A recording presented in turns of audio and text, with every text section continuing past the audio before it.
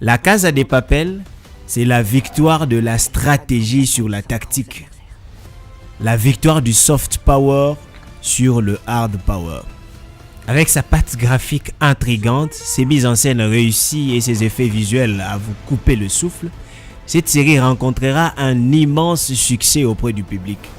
Mais au-delà du divertissement et de la technique, j'en ai tiré plusieurs leçons de vie. Et dans cette série de vidéos, je vais te partager 3 leçons de vie. Et après, tu ne verras plus le monde de la même manière. Et ton cerveau se retournera. Un point fort, c'est quelque chose que vous faites avec facilité, mais que les autres trouvent difficile. Pour faire simple, pose-toi la question de savoir qu'est-ce que je fais naturellement avec facilité, mais que les autres trouvent difficile. Aujourd'hui, on peut gagner sa vie sur n'importe laquelle de ses compétences et sur n'importe lesquels de ses points forts. Lui aussi pouvait se reposer sur ses points faibles. Il pouvait se reposer sur ce qu'il n'avait pas. Il pouvait se dire, je n'ai pas de diplôme universitaire. Je n'ai pas le droit d'avoir de grands rêves. Mais à la place, il s'est focalisé sur ce qu'il savait faire. Il s'est focalisé sur son don, sur son talent. Et il est aujourd'hui devenu l'emblème de tout un pays. Alors, si tu as du mal à trouver ta place, si tu as du mal à sortir de cette situation difficile dans laquelle tu te trouves, et si tu veux réveiller le grand stratège qui sommeille en toi, suis ça.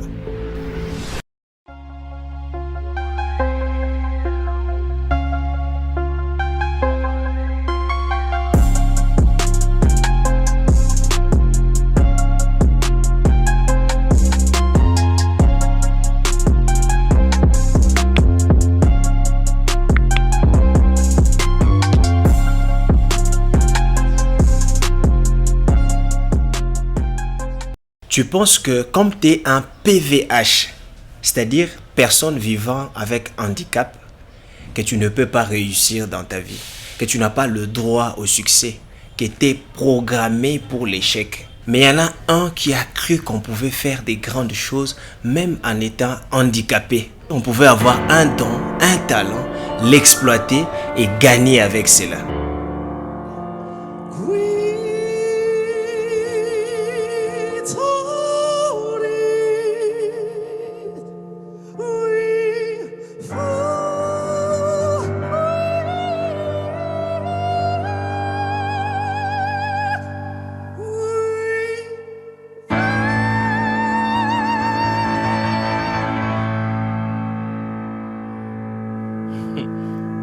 J'adore.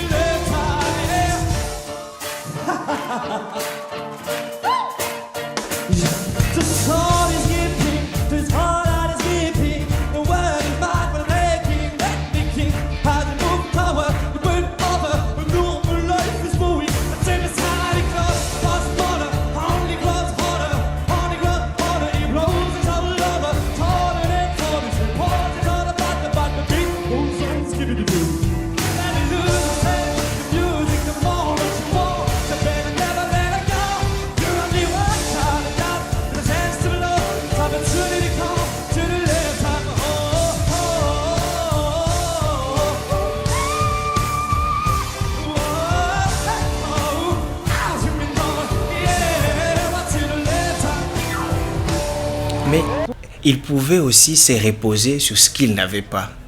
Genre, à mon âge, on doit me tenir la main pour marcher. J'ai honte de me présenter devant un si grand public avec mes yeux ici. Je suis trop jeune et timide, je ne saurais pas me présenter devant tous ces mondes-là. Mais il ne l'a pas fait. À la place, il s'est reposé sur 2 talents qu'il avait, 2 choses qui marchaient chez lui. Ses doigts pour jouer du piano et sa voix, sa belle voix pour chanter. Et il n'a pas chanté n'importe qui, il a chanté Eminem. Et c'est grâce à ces 2 éléments qu'il a pu s'arracher une place dans l'un des plus prestigieux concours de musique au monde et devant des coachs de renommée internationale comme Mats Pokora, Mika et Florent Pagny. Et ça, il faut le faire. Alors, pourquoi tu te sous-estimes? Pourquoi tu penses que comme tu as un handicap, tu es un être humain inférieur? Comme Vincent Pinel, tu peux aller au-delà de ton handicap et découvrir ton talent, ton don, t'appuyer sur cela et ainsi gagner comme il a fait.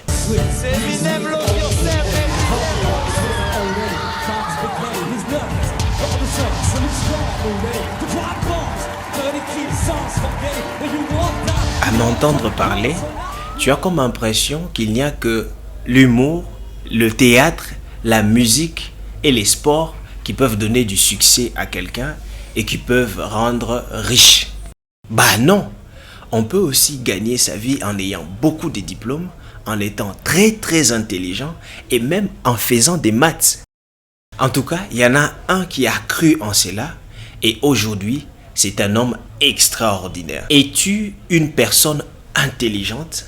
As-tu beaucoup de diplômes? Es-tu capable de maîtriser plusieurs savoirs dans plusieurs domaines différents comme le mathématique, le lettres, les langues, la géopolitique et même l'intelligence artificielle?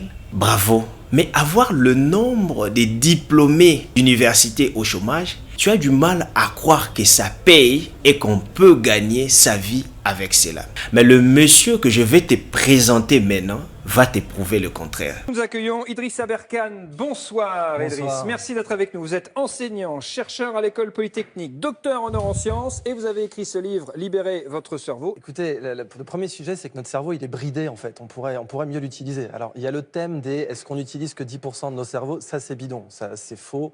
On n'utilise pas que 10% de notre cerveau. Parce que 10%, ça veut rien dire en fait. Ce que je dis dans le bouquin, c'est que quand on troque l'émerveillement contre la conformité, on troque un moteur contre une carrosserie en fait.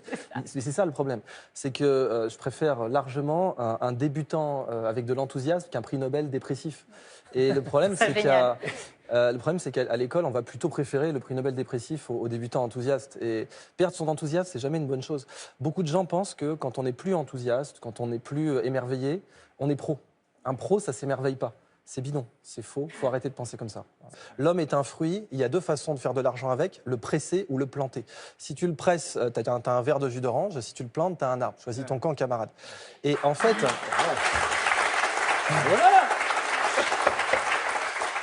Lui aussi pouvait se reposer sur ce qu'il n'avait pas. Il pouvait par exemple se dire « Je suis trop jeune, je ne peux pas avoir 3 doctorats. Je suis un arabe, je ne peux pas percer en France parce qu'on ne nous aime pas. J'ai grandi en banlieue, je ne peux pas réussir dans les études parce que ici, on est réussi qu'en étant rappeur ou en dealant de la drogue. » Il n'a pas réfléchi de cette manière-là. Il a pris toutes ces idées négatives et il a créé même un concept pour les qualifier. Il appelle cela de l'impuissance apprise. Il n'a pas voulu qu'on puisse lui apprendre à devenir impuissant. À la place, il est devenu un intellectuel brillant, un éminent intellectuel. Et aujourd'hui, il n'a qu'une mission, nous apprendre, nous aussi, comment libérer notre cerveau.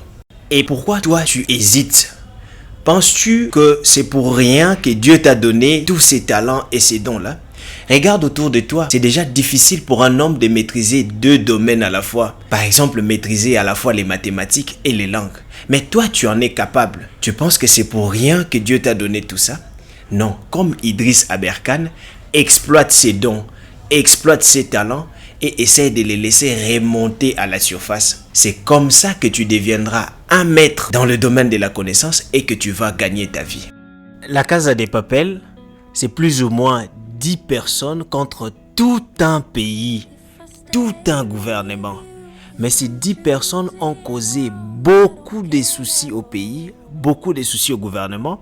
Pourquoi? Justement parce que le professeur qui était le cerveau derrière cette opération a recruté les meilleures personnes qu'il fallait.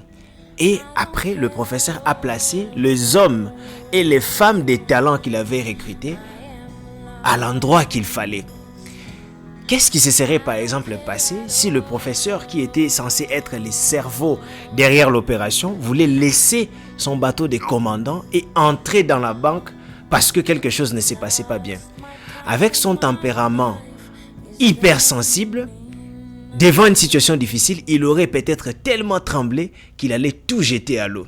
Mais de l'autre côté, qu'est-ce qui se serait par exemple passé si Palerme, qui était un feu follet, voulait laisser la banque où il était le capitaine pour aller prendre la place du professeur, le stratège, pour diriger l'opération?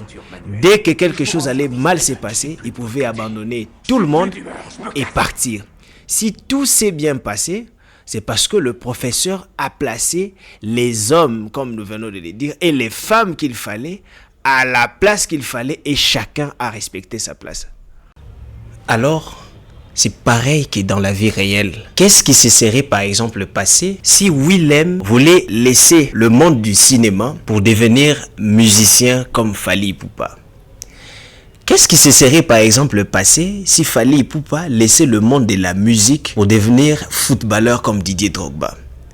Et qu'est-ce qui se serait passé si Didier Drogba avait laissé le monde du foot, où il avait un point fort, pour devenir un grand intellectuel comme Idriss Aberkane? Et enfin, qu'est-ce qui se serait passé si Idriss Aberkane avait laissé ce monde de 3 doctorats où il avait une facilité, un point fort, pour essayer de faire du cinéma comme Willem? C'est le monde qui aurait été le grand perdant dans tout ça. Parce qu'on n'aurait peut-être pas eu un très grand artiste et musicien comme nous avons Fally Ipupa aujourd'hui. On n'aurait peut-être pas eu dans le monde du foot un très grand footballeur comme nous avons Didier Drogba aujourd'hui. On n'aurait peut-être pas eu une révolution cinématographique comme celle que Willem est en train de produire aujourd'hui. Et on n'aurait peut-être pas connu ces grands intellectuels que Idriss Aberkane aujourd'hui. Si le monde connaît ces personnes-là, si on est content de les voir, c'est parce que chacun travaille sur son point fort, sur son don, là où il se sent le plus à l'aise possible.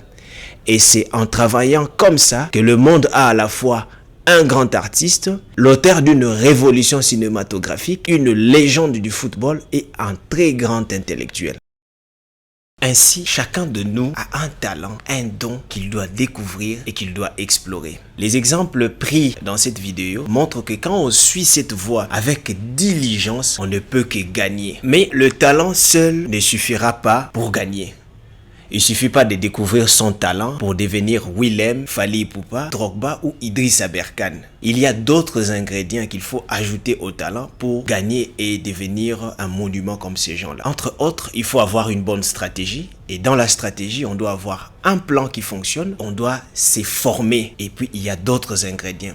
C'est justement de toutes ces choses-là que je veux te parler dans la deuxième partie de cette série de vidéos.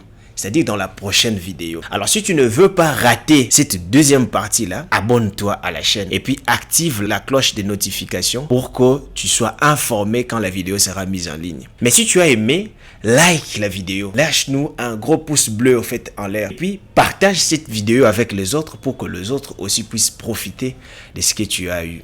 Mais si tu as vraiment aimé, dis-le nous en commentaire parce que ces commentaires-là nous font du bien et nous aident à nous améliorer. Mais pendant que nous attendons la sortie de la prochaine vidéo, continue à trouver quel est ton talent.